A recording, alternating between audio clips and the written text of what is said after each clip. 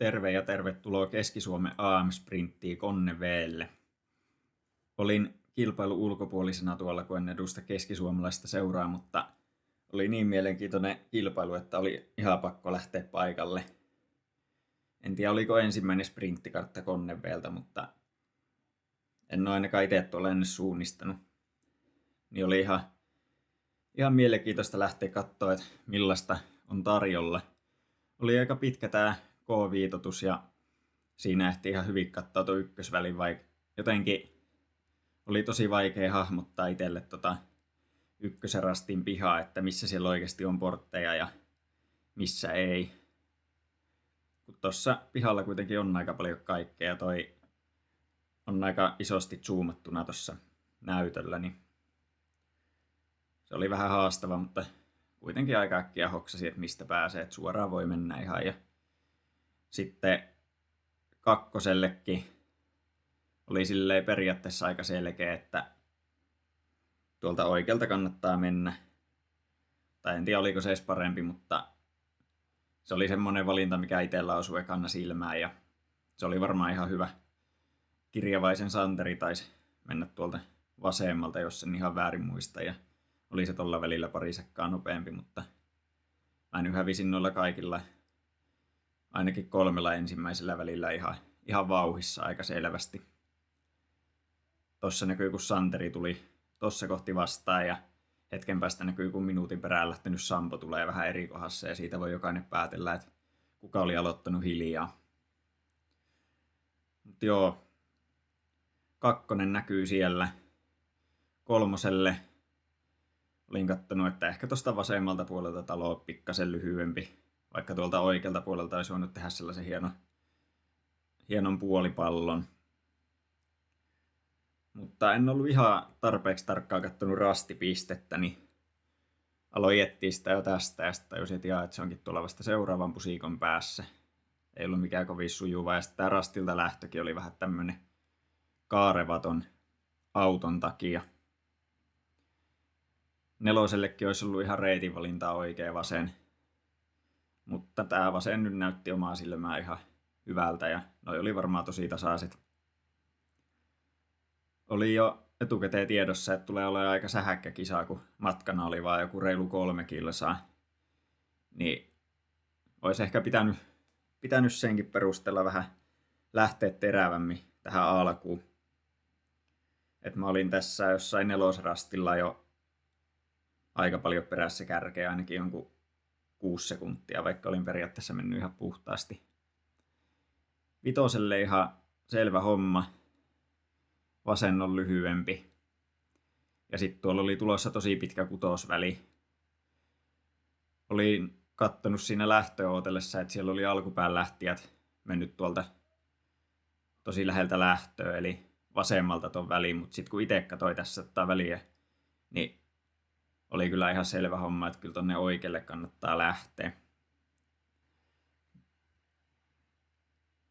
En tiedä mitä mieltä itse olette siellä kotikatsomoissa, mutta kyllä toi oikein näyttää mun silmää aika paljon lyhyemmältä. Sitten tässä olikin tällaista aika fyysistä pätkää. Tosta vaan K-viitotuksen yli. Oli just lähtenyt jotkut siitä, mutta onneksi ei ollut just samaa aikaa siinä. Mutta joo, tää oli tämmönen ihan puhas juoksupätkä. Piti olla vaan aika tarkkana tossa, kun tuolla tulee toi kielletty alue vasta, ettei vahingossa sinne juokse, että kääntyy oikeasta risteyksestä.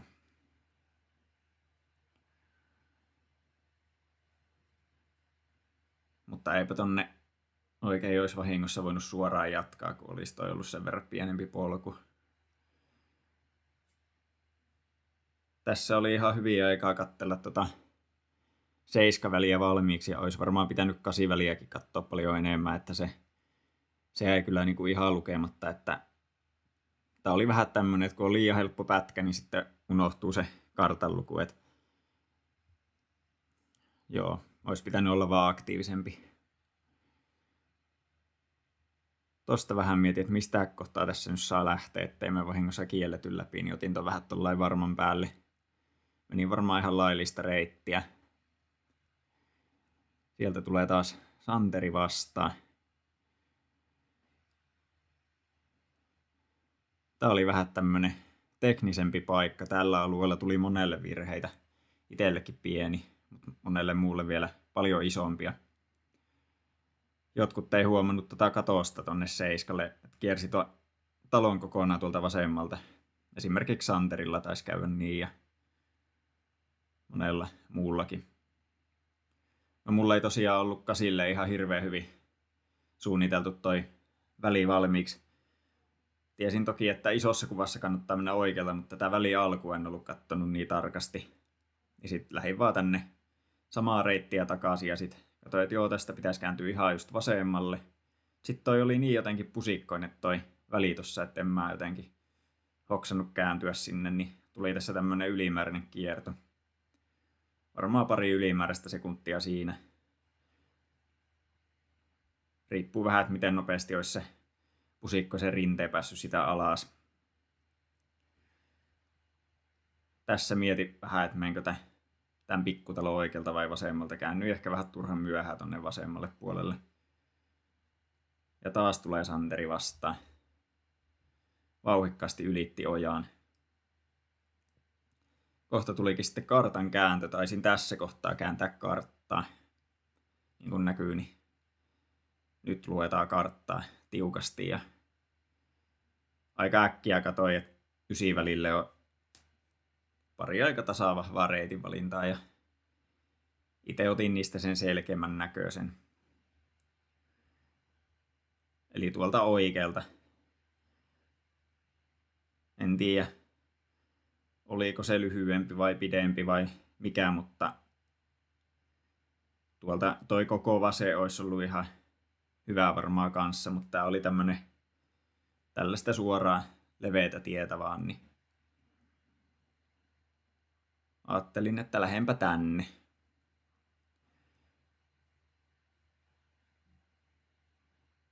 Tää oli aika selkeä tienristeys tässä. Katsoin, että ihan tommonen tiekyltti.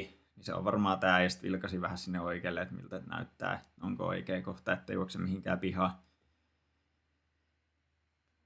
Tässä kun on tämmönen suora pätkä, niin voisin mainostaa sellaista tällä kertaa, että mä tein mun omille kotisivuille sellaisen kartan, missä näkyy mun kaikki suunnistusvideot.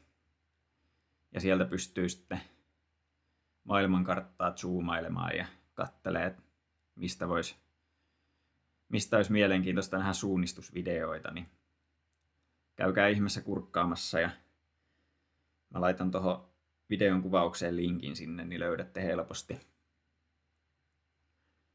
Mä oon suunnitellut sellaista jo pidemmän aikaa ja nyt sai aikaiseksi tehdä sen. Se oli sitten lopulta yllättävän helppo homma, kun siihen oli semmonen valmis työkalu. Mutta joo, 10.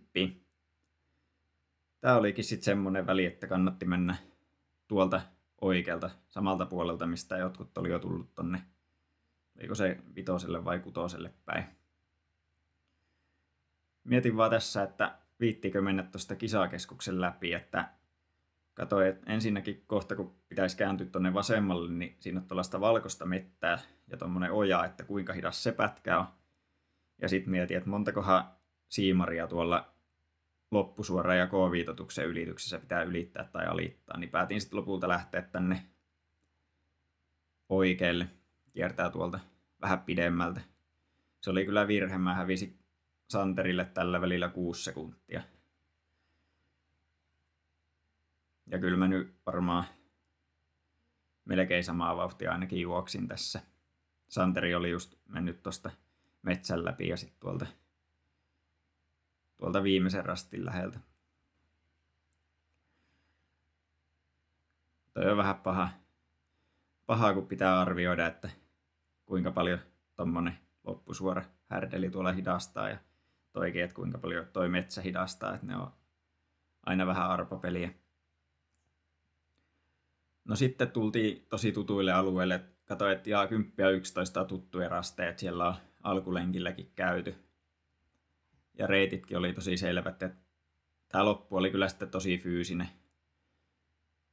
Tuossa kympillä mä vielä kuitenkin taisin johtaa tätä kisaa, tai ainakin oli aika tasoissa, mutta sitten 11-12 ja maalipätkällä Santeri tuhosi mua jollain 7 sekunnilla. Meninkö muuten vahingossa kielletyn alueen kulman yli tosta? Saatoin mennä hupsista. No en ainakaan kovin monta askelta. Mutta joo, tää oli tuttu paikka. Tässä olisi voinut kyllä lyödä fyysisesti aika hyvin, jos olisi ollut paukkuja sellaiseen, mutta ei ollut itsellä tarpeeksi paukkuja, niin joutui tyytymään toiseen sijaan tässä kilpailussa. Ja AM-mitallia en tosiaan saanut, koska en edusta alueen seuraa. Tulokset tulee kanssa tonne videon kuvaukseen, niin voitte käydä sieltä kurkkaamassa, että miten oli muilla mennyt ja mihin osoitteeseen oli AM-mitallit mennyt. Ja ainakin Lauri Pohjolalla ja Tuukka Senttulalla taisi olla myös kamerat päässä täällä kisassa, että varmaan niiden kanaville tulee sitten heidän versiot tästä kisasta, niin kannattaa varmaan käydä nekin katsomassa, jos kiinnostaa. Ja jos haluatte nähdä lisää mun videoita, niin jäsenpuolella niitä on, että liittykää jäseneksi, jos kiinnostaa. Erityisesti uusi jäsenvideo, semmonen Pysy kartalla erikoinen tuolta Belgiasta oli mun mielestä ihan hyvä video, niin käykää kahtoon ja kiitos kun katsoitte, nähdään seuraavalla.